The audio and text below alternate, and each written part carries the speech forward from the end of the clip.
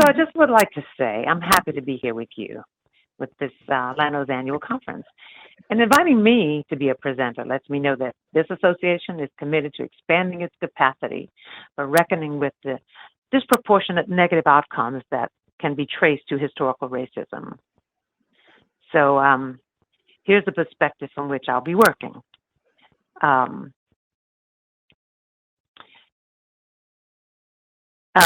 this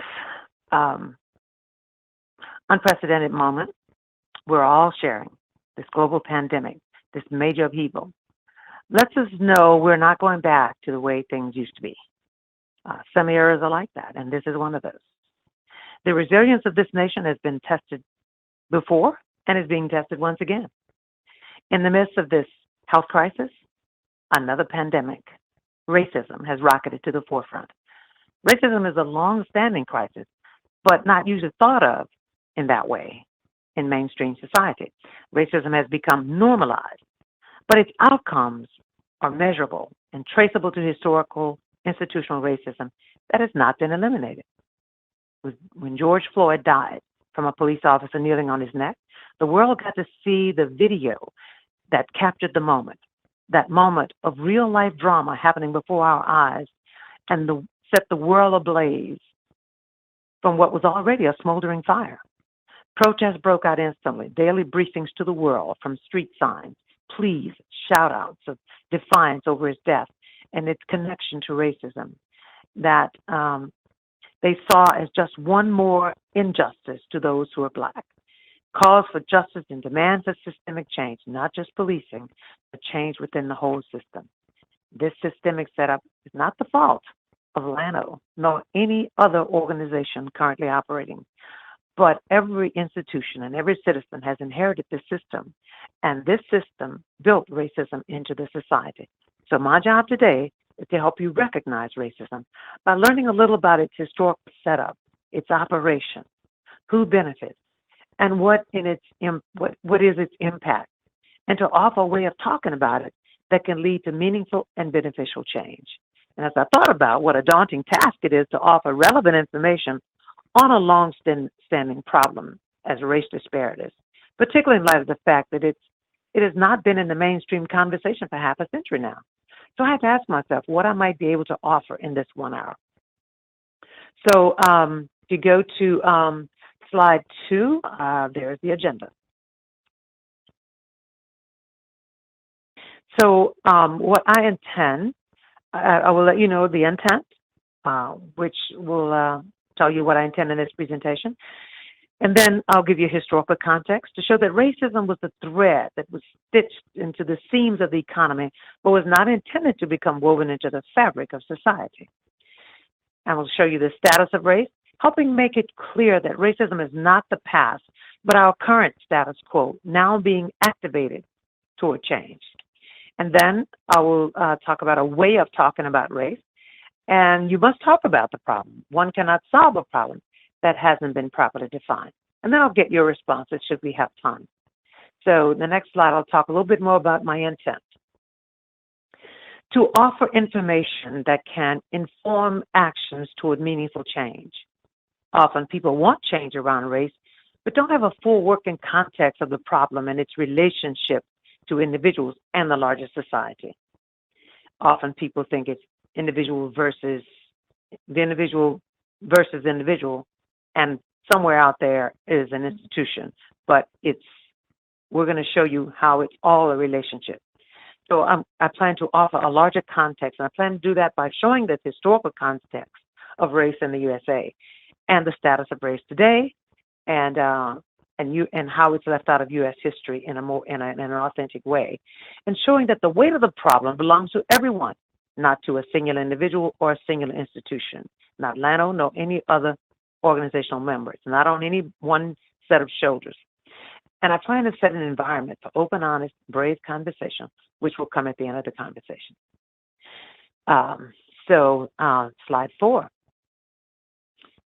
So now so my topic, turning talk into action. We've already begun to see changes since George Floyd and institutional changes. And so I begin with this which you're going to see this video, which is a minute, 45 seconds. And it only presents the problem. And there's a tendency to say the problem is daunting. But corporations have already begun putting money into social justice. One example is Procter & Gamble. They're using a 1 minute, 45-second video, which will feel like 20 minutes as you watch it. And there are only 2 words spoken in the video. And I'd like you to listen to those words. Video now.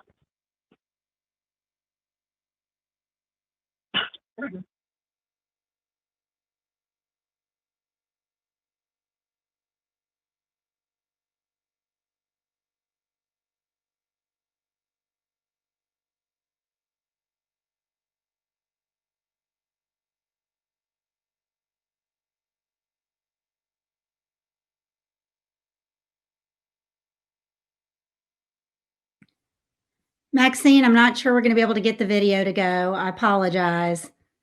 Oh, no. Yeah. Yeah, it's hard to explain that video without seeing it. Yeah. Can you go to, oh, never mind. I was going to say, because you can actually go online and get it. But, well, the video shows, let me see if I can explain this in a few seconds. The video shows a black man waking up in the morning, and they show just his face, and they show him getting his kids to school and things like that. And they show everywhere he goes, he's looked at. And there's a look that people give that he recognizes as looking at him.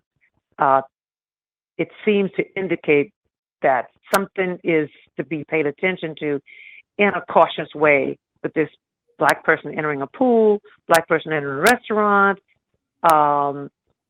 and things like that. So I'm going to try to, let me see if I can share my screen and play it. I found it. Let me see if I can try to do it. Okay, great. Perfect. We're gonna try. No promise. Right. And let me know when it ends, because I'm not seeing it. Okay, let me see.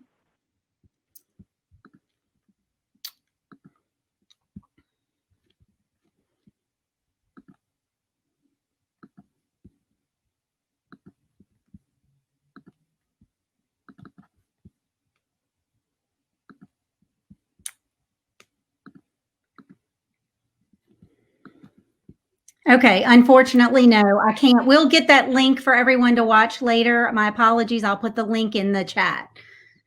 Hey, Jill, is it the look video? Yes. Is it this one? Okay, you got it? Yeah, we had it. Let's see, we had it loaded. Now we'll play that now.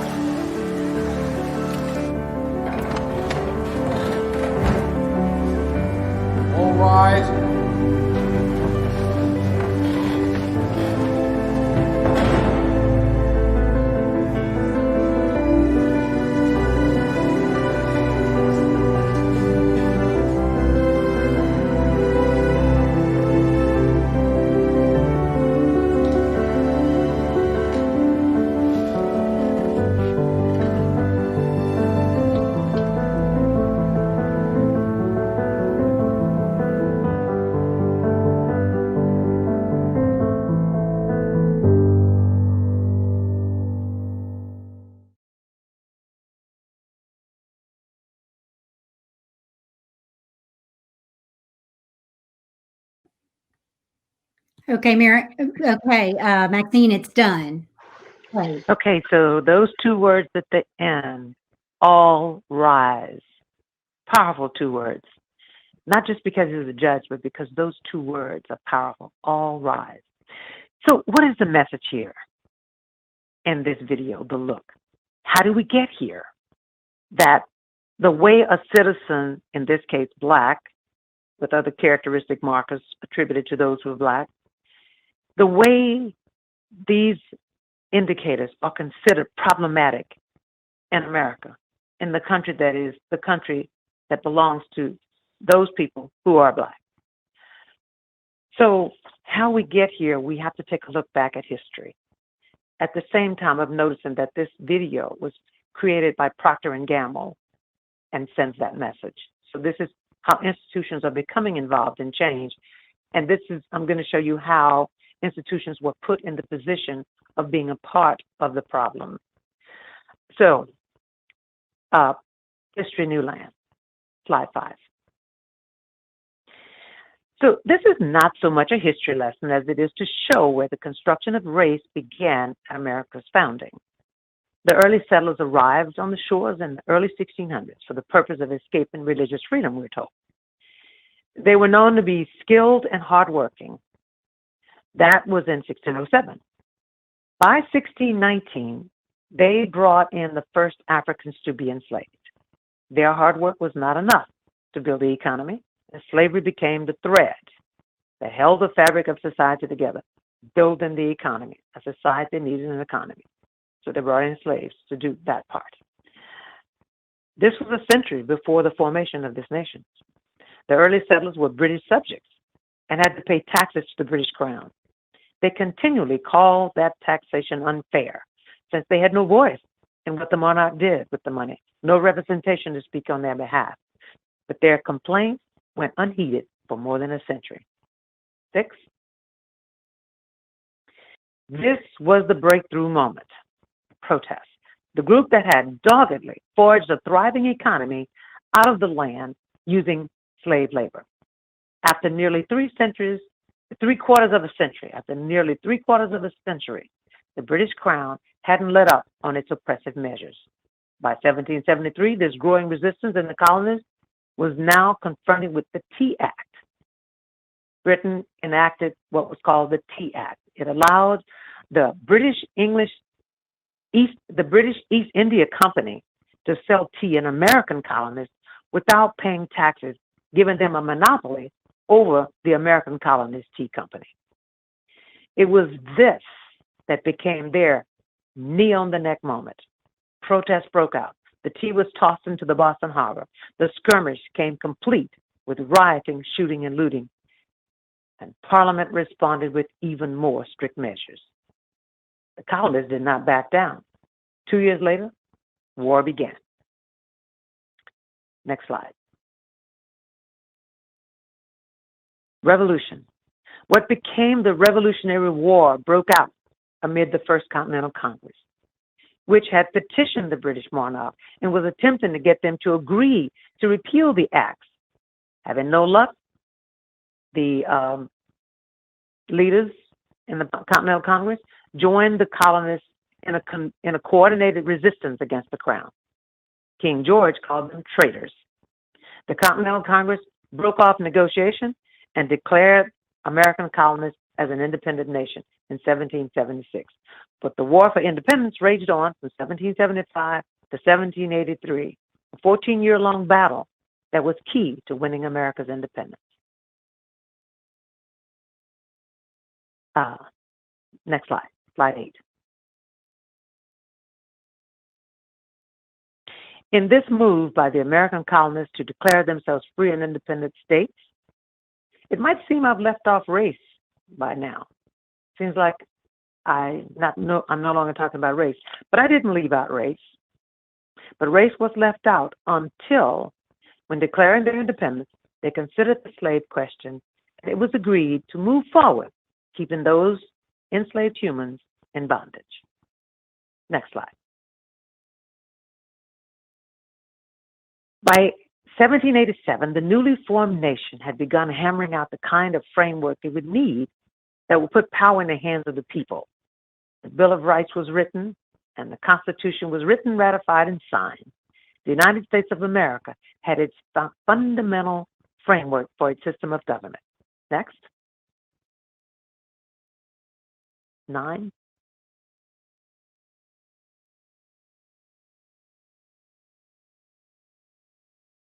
So, once again, the slave question had to be addressed. In the formation of this fundamental document, the Constitution of the United States, so the slave question was answered this way. Congress offered the 3/5 compromise. The 3/5 compromise allowed the slaveholders to count the slave population, but for the purpose of determining direct taxation and representation in the House of Representatives. These facts show that this was being set up as a white nation. Not included were the native inhabitants and the enslaved people. The hierarchy of human value was now being set up.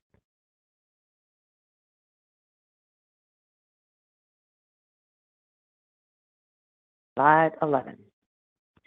So now, this new nation had what it needed to grow the economy.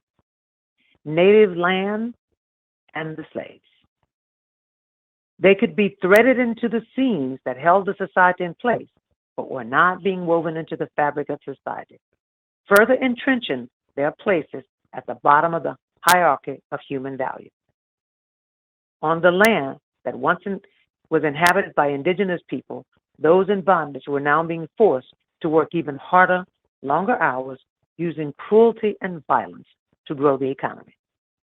They were moving from the colonial era into a flourishing economy with one commodity, cotton. Cotton crops were flourishing and enriching the South as well as the North and Britain. Between 1801 and 1862, in only 60 years, this one commodity was positioned in the United States as a world economic power, second only behind Britain. Forced labor and violence, including slave catchers to secure the property. Those who were enslaved were counted as property, legally, all legally done. Slavery was a legal system. There were those who, hearing this, find these facts not to their liking. They remind me of the character Buck Cantrell in the classic film Jezebel, starring Bette Davis, who portrayed Julie, and at a dinner party scene where Henry Fonda, who played Bette Davis's love interest, had been up north and was giving information about how slavery was being seen there. Buck Cantrell, played by George Brett, was sitting at the table showing disdain for this information. And he finally said, "I like my facts like I like my bourbon, undiluted." The Cantrell response to these facts is on display in our society today. Next slide. All right. See, I have to move mine too, so I have to go in and see where I am. Okay.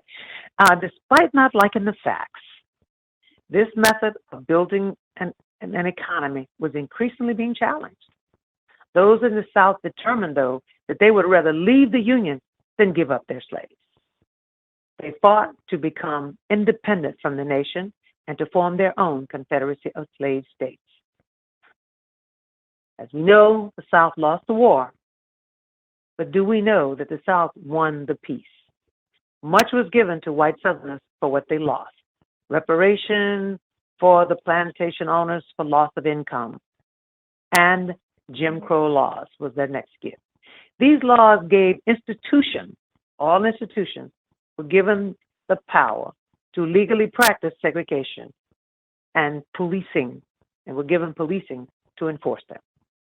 Those formerly enslaved people, now citizens who had been forced to build the economy, were faced with being barred from being anywhere white people didn't want them. So we have legal segregation next. Jim Crow laws. Those citizens who had been forced to build the economy were faced with being barred from being anywhere white people didn't want them. Signs were posted. Even water fountains marked territorial limits. Along the way, laws like redlining prevented them from buying homes. Public schools were segregated, Access to health care was limited, and lack of access to voting. Segregated transportation, full freedom in the land of the free was now for white only. And now, like the British Crown treated settlers, most black citizens had taxation without representation. And these laws lasted 100 years. Next slide.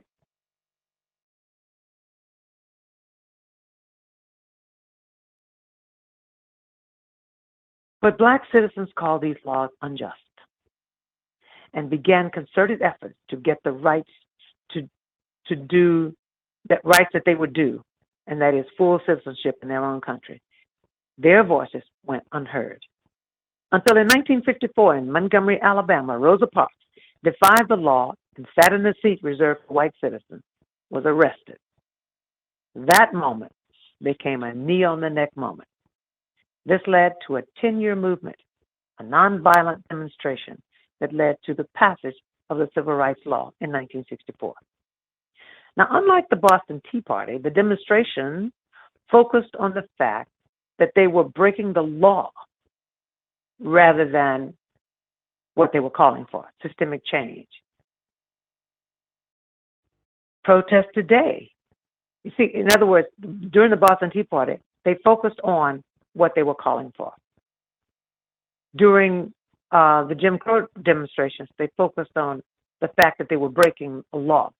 Legally, black people couldn't go and do those things that they were doing. They were crossing the color line, and that was enforced. What they were called for was not in focus. Protest today seems to focus more on whether they are peaceful rather than what they're calling for, systemic change. And although protests are not illegal, policing is called in. However, there are those, as I showed you by Procter & Gamble, that's hearing the voices of the protests from the street. Next slide.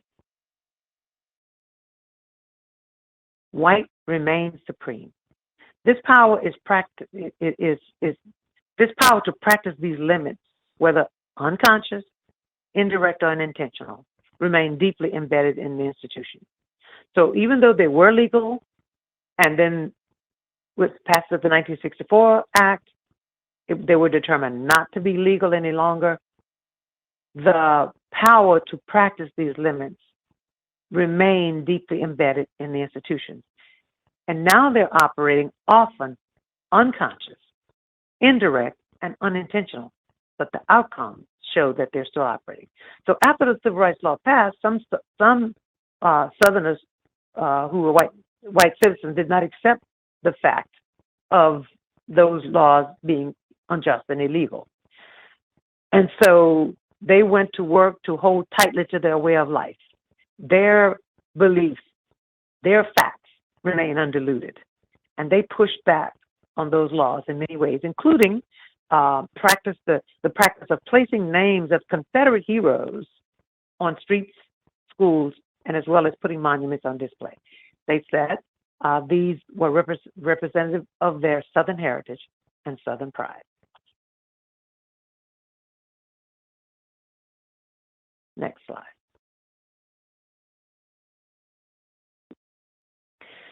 So this is what we're dealing with. This thread is key to what we're talking about, the value of whiteness. Why does the color of the citizen matter?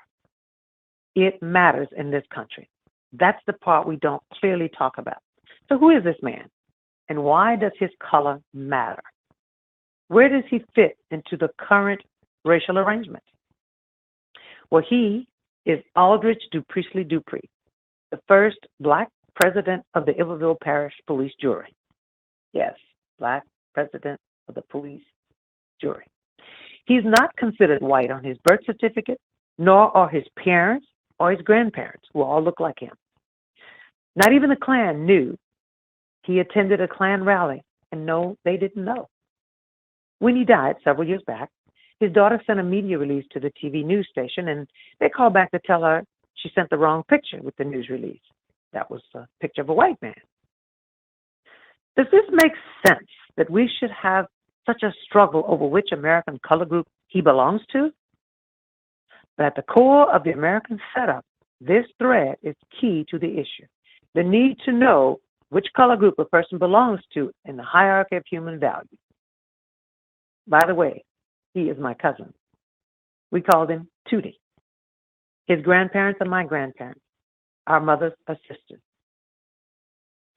So this racial grouping and hierarchy of human value is not just something that happened a long time ago.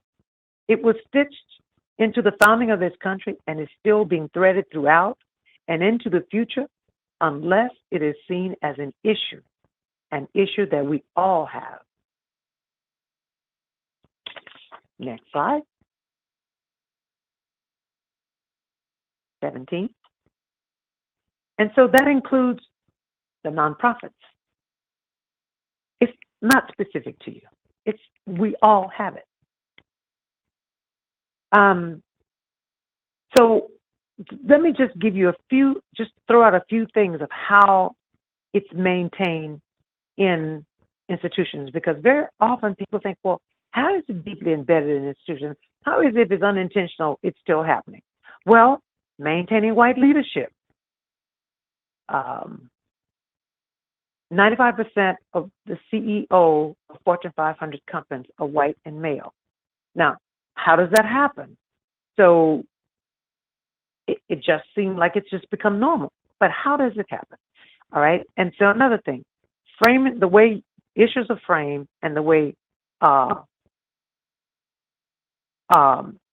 strategies for people of color. As you know, most nonprofits are also white-led and are also getting their funding from white-owned and white-led institutions. And so in order to get the money, there's a certain culture that nonprofits have to support in order. So it's all systemic. It's no one person. And we're all participating in it, no matter who we are. That doesn't mean we're creating it, but we're perpetuating it by not seeing a lot of things. So things like ignoring complaints of racial bias.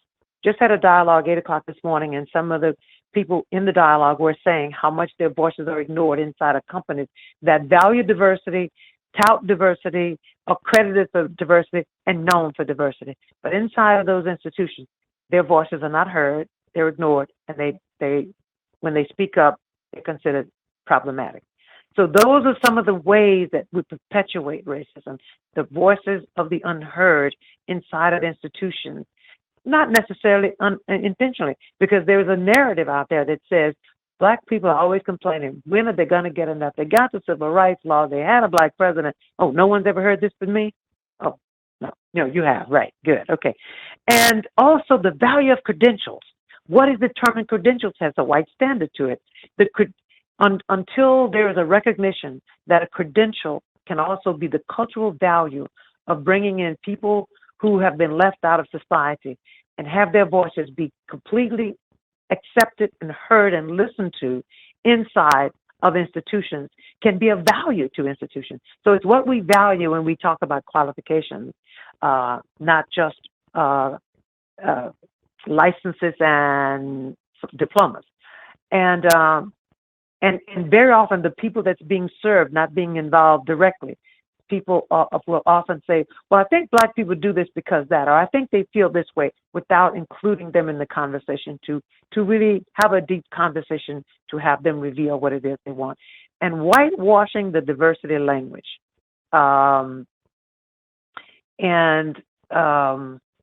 minimizing the critique of institutional racism by expanding the definition of diversity to include other forms of diversity just keeps the language of diversity about all of these things, and therefore the race aspect is diluted.